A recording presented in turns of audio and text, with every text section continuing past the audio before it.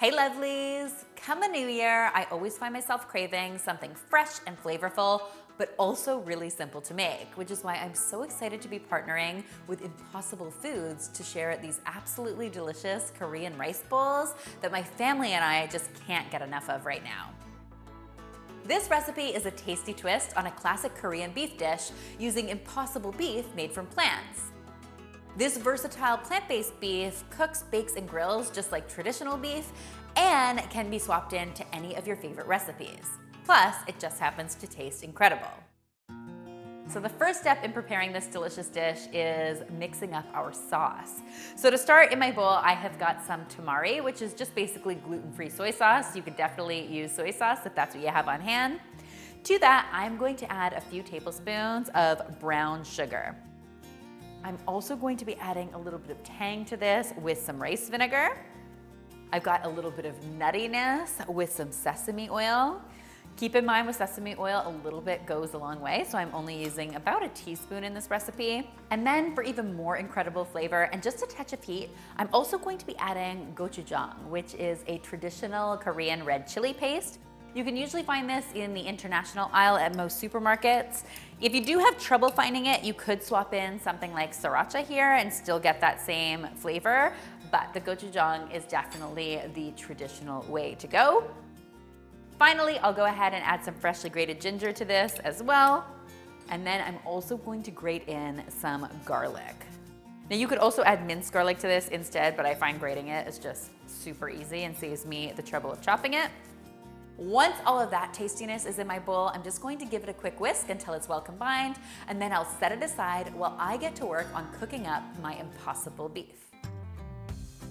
In a large skillet, I'm gonna go ahead and heat up just a tablespoon or so of oil, and then as soon as my oil's hot, I'm going to add my Impossible beef made with plants to the pan. And I'm going to cook it just the way I would traditional ground beef, breaking it up with the side of my spoon until it's no longer pink.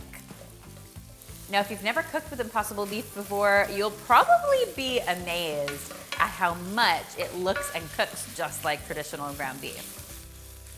And just as soon as everything is really well browned, it's time to add our amazing flavor to the pan. And of course, we're doing that with this incredible sauce. I'm gonna pour it right over, and then I'm gonna let this cook away for maybe 3 or 4 minutes, or until it's reduced and become a bit syrupy. That's how you know the magic has happened. Now, at this point, we are ready to assemble our delicious rice bowls. So in the base of each of my bowls, I am starting with some cooked jasmine rice. You could go ahead and use any kind of rice you want in this recipe. It's totally up to you.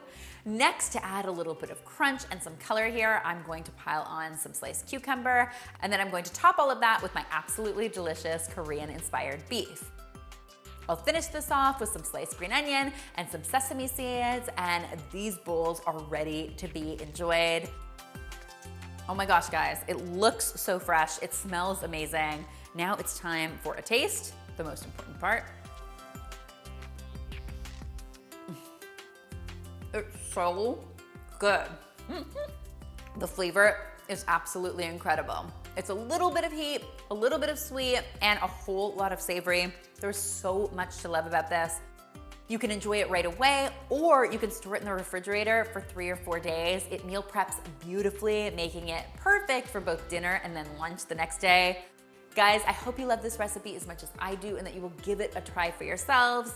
If you do, be sure to tweet me, Instagram me, or Facebook me a photo using the hashtag #MakeItImpossible, because I always love seeing your kitchen creations.